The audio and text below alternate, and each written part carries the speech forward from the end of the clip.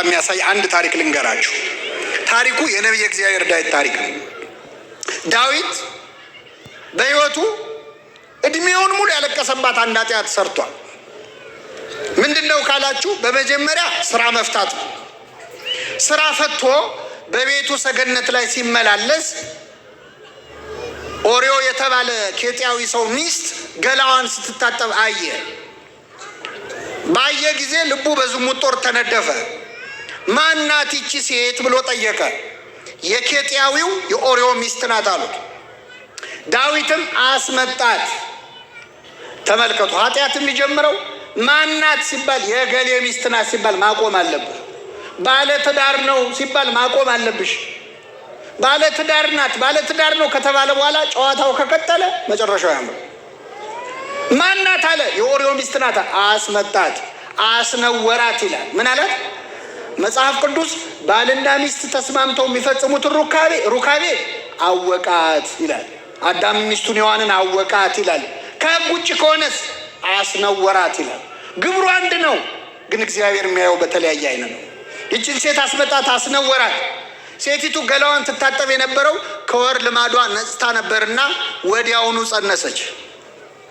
ከዛ እንዳረገዘች ላከችበት መልእክተኛ። ጉድ ነው እንግዲህ፣ እግዚአብሔር ያሳያችሁ። ንጉሥ የወታደር ሚስት ቀምቶ፣ ዳዊትን ያህል ንጉሥ የወታደር ሚስት ቀምቶ ከሱ ልጅ ጸነሰች ቢባል ለስሙ ጥሩ ነው አይደለም። ስለዚህ ዳዊት ምን አረገ?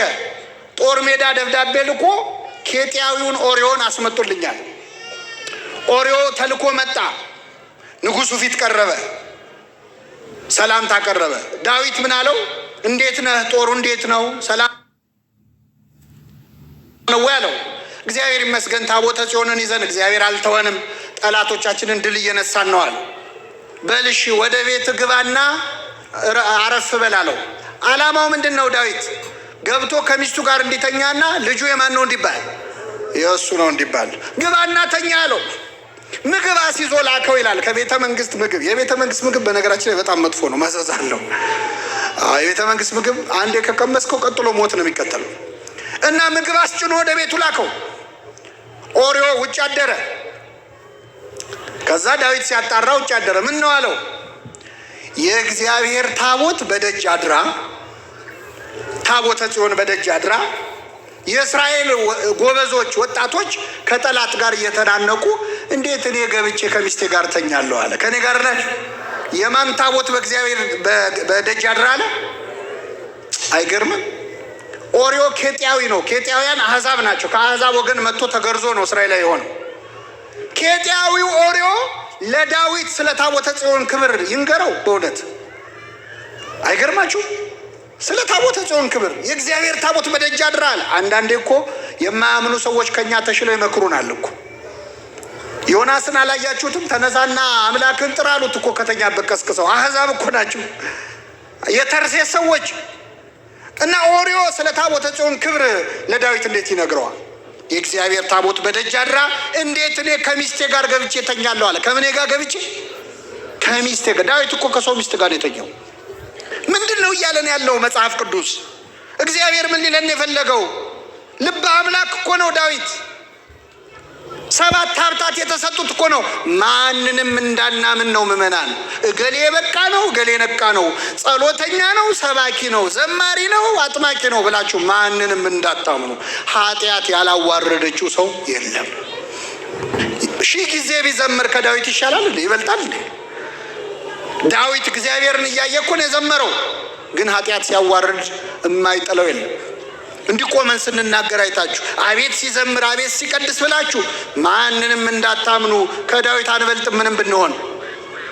ወግታ የጣለቻቸው ብዙዎች ናቸው። ኃጢአት ያላዋረደችው የለም። ከመዋረድ ይጠብቀን እግዚአብሔር። ስለዚህ ድጋሚ አበላው፣ አጠጣው፣ አሰከረው፣ ከሚስቱ ጋር ገብቶ እንዲተኛ ነው። እሱ ግን አሁንም ውጭ አደረ። ሰካራም የልቡን አይስትም። ዳዊት ነገሩ አላመር ሲለው ደብዳቤ አስይዞ ላከው፣ ይገደል የሚል ደብዳቤ። ኬጢያዊው ኦርዮ ወደ ጦር መሪው ወደ ኤልያብ ሄዶ ያን ደብዳቤ ሰጠ።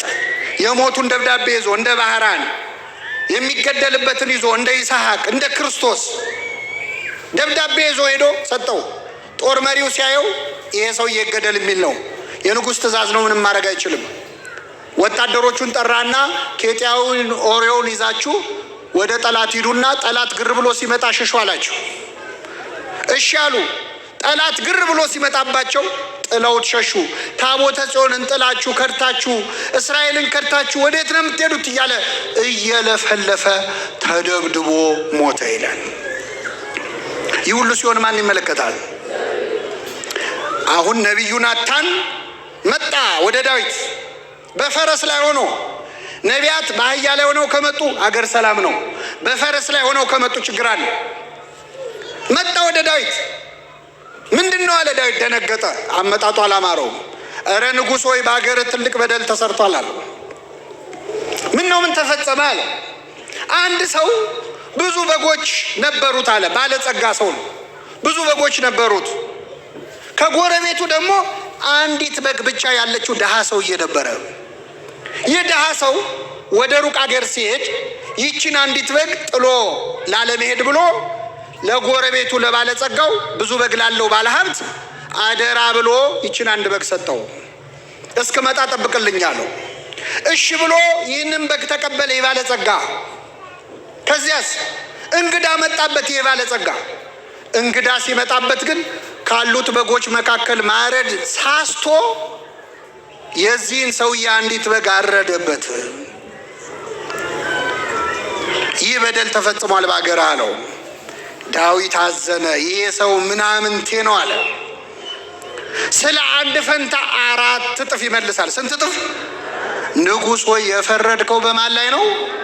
በራስ ላይ ነው። ያ ሰው አንተ ነህ አለው። ያ ሰው አንተ ነህ።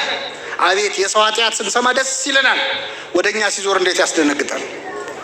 ያ ሰው አንተ ነህ። 100 በጎች አሉት የተባልከው እግዚአብሔር ባይፈቅደውም ዳዊት ብዙ ሚስቶች ብዙ ቁባት ነበሩት። አንተ ነህ ባለ ብዙ ሚስት አንተ ነህ። አንዲት በግ አለው የተባለ ኦርዮ ነው። አምኖ ጥሎልህ ሄደ ጦር ሜዳ ሊዋጋ። እንግዳ መጣበት የተባለው ፍትወትህ ነው፣ ጊዜያዊ ስሜትህ ነው። ከብዙ ሚስቶች ጋር ልታሳልፍ ስትችል አደራ ብሎ የሰጠህን አንድ ሚስቱን ወሰድክበት፣ እሱንም ማስገደልከው። ንጉሥ ሆይ የፈረድከው በማን ላይ ነው? በራስ ላይ ነው አለ ዳዊት። ይገርማቸዋል ምዕመናን። ስለ አንድ ፈንታ ስንት እጥፍ ይመልስ ነው ያለው? 4 እጥፍ መለሰለት እግዚአብሔር። 4 እጥፍ። እንዴት? ከዚህ ሴት ከቤርሳቤ ከኦርዮ ሚስት የተወለደው ልጅ ጥቂት ቀን ታሞ ዳዊት አልቅሶ ማርልኝ ብሎ ጮሆ እግዚአብሔር አልሰማውም። ልጁ ሞተ።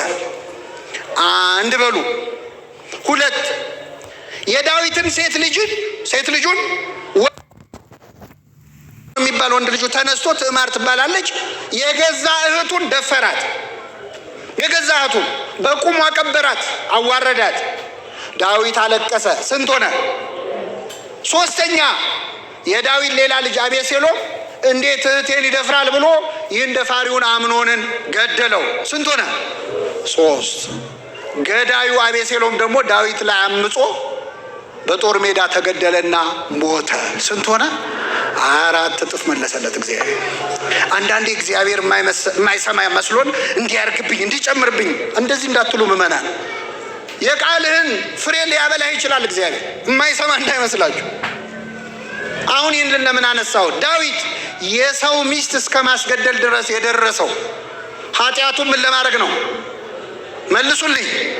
ኃጢአቱ ተደበቀ አልተደበቀም? ይሄው ቁጭ ብላችሁ እዚያው ደምረን ላይ የዳዊትን ኃጢአት እየሰማችሁ ነው አይደለም? እኔው በአደባባይ እየተናገርኩ ነው። ገና ሌላ ደብሬ እጄ እናገራለሁ። ዳዊት ከዘመኑ ሰዎች ኃጢአቱን ደብቃለሁ ብሎ ነበር። መማሪያ ሆኖ በዓለም ላይ ሁሉ የዳዊት ኃጢአት መነገር ጀመረ። መማሪያ ከመሆን ይሰውራችሁ። አይገር ወንጌል ላይ ራሱ ኃጢአቱን እንኳን አልደበቀለትም እግዚአብሔር።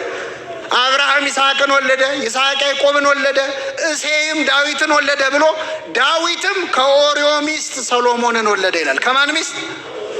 ኃጢአትን ስትደብቅ እግዚአብሔር ይገልጥብሃል፣ ስትገልጠው ይደብቅልሃል። ኃጢአታችንን ለመግለጥ እግዚአብሔር ኃይሉን ያድለን። አሁን ንስሐ ስትገቡ ምዕመናን ብዙዎቻችን ካህን ፊት ቀርበን ቅኔ የምናረጋለን ስንናዘዝ። አንዳንድ ሰው እንደው አባ በቃ የኔ ኃጢአት ምኑ ይነገራል፣ በቃ ባጭሩ ኃጢአት የተባለውን በሙሉ ምን ብያለሁ ሰርቻለሁ፣ እንደዚህ ማለት ይቻላል? አይቻ ሐኪም ቤት ቀርባችሁ እስቲ ዶክተሩ ፊት ዶክተር የኔ በሽታ ምኑ ይነገራል፣ ባጭሩ በሽታ የተባለውን ሁሉ ታምሜያለሁ ትላላችሁ? አትሉ። ይወጋኛል፣ ይሸቀሽቀኛል፣ በዚህ ገብቶ በዚህ ወጥቶ ብለን የምንታከመው። በሽታውን የደበቀ ምን የለውም፣ ኃጢአቱን የደበቀም ስርየት የለውም። በነፍስህ ሐኪም በካህኑ ፊት ሰይጣን ያቆሰለህን ቁስል ገልጣ አሳየው። አንዳንድ ሰው ትልልቁን ኃጢአት ትቶ ትንንሹን ይናዘዛል፣ ጥቃቅኑን። አንዳንድ ሰዎች በሰንበት ልብስ አጥቤያለሁ ይላሉ። አሁን ልብስ አጠባ ነው ሀገር የበጠበጠው ነው። እኔ እውነት ይሁን ውሸት አላውቅም። አንዲት እናት ካህን ፊት ቀረቡና አሉ፣ አባቴ በሰንበት ቆሎ በልቻለሁ እና እንደው ወፍጮ እንደማስፈጨት ይሆንብኝ ይሆን አሉ። ይሄ ማለት የአይሁድ ጸባይ ማለት ነው። አይሁድ ግመልን የምትውጡ ትንኝን የምታጠሩ ይላል። እንደ ግመል ያለውን ትልልቅ ኃጢአት ደብቀው ጥቃቅኑን። አይሁድ ይገርሟቸዋል። ጥቃቅን ነገር ነው የሚያተኩሩት። ሰንበታውን እኔ የድሮዎቹን አይሁድ ተው፣ የአሁን እስራኤላውያን አሁን ያሉ እስራኤላውያን ምን ያህል ወግ እንደሚያጠብቁ የሚያሳይ ነገር ልንገራቸው። ለምሳሌ 8 ፎቅ 10 ፎቅ ቢኖር ህንፃውን ላይ ለመውጣት በሊፍት ነው አይደል የምንወጣው። 7ኛ ፎቅ ትወጣ እንደሆን 7 ቁጥርን ትጫነዋል። አይሁድ በሰንበት 7 ቁጥርን መጫን ሰንበት ያፈርሳል ብሎ ያምናሉ። ስለዚህ የሰንበት ሊፍትም ይባላል፣ በየፍሎሩ እየሄደ የሚቆም ማለት ነው። ከሌለ ሻባዝ ሞድ ይሉታል። እሱ ከሌለ ሌላ ሳይጠሩና ተጫንልኝ ይላሉ። ኃጢአቱ በማል ይሆን ማለት ነው። ይሄ የአይሁድ ጸባይ ማለት ነው። አሁን እኛ ትልልቁን ኃጢአት ትተን ለትንንሽ እኮ ነው የምንጫጫው። ስንት ህዝብ እያለቀ ስንት ክፉ ነገር እያየን ጥቃቅን ነገር ግን አገር ያንጫጫ። ኃጢአታችንን ዘርዝረን ለመናዘዝ ያብቃል። ካህናት ፊት ቀርባችሁ ተበቀሉት፣ ሰይጣንን አዋርዱት፣ የሰራባችሁን ሴራ ተናገሩ። ባዶ እጁን